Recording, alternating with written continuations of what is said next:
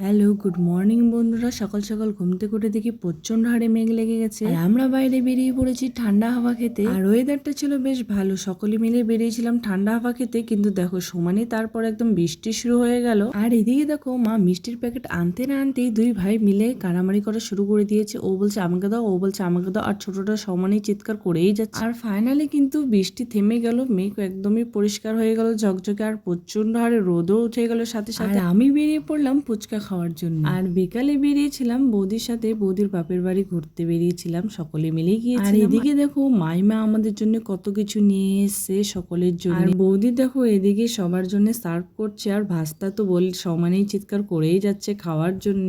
আর আমাদের জন্য নিয়ে এসেছিল হচ্ছে চাউমিন, আলুর চপ, পেঁয়াজি, সকলে মিলেই খেয়েছিলাম আর খুব আনন্দও করেছিলাম। সেখান থেকে খাওয়া দাওয়া করে বেরিয়েই কিন্তু আমরা চলে এসেছি বাড়ি। আর বাড়িতে এসেই দেখো দাদা বৌদি তোড়ঝোড় লেগে গেছে রান্নার কাজে, কারণ এখন রান্না হবে চিকেন, কারণ আমরা বাড়ি আসার সময় একটু চিকেন নিয়ে এসেছিলাম। আর এদিকে প্রায় রান্না বান্না শুরু হয়ে গেছে, আর দাদা দেখো মিক্সিতে মশলা পেস্ট করে নিচ্ছে। আর বেশিরভাগ চিকেন হলে দাদা আর বৌদি রান্না করে।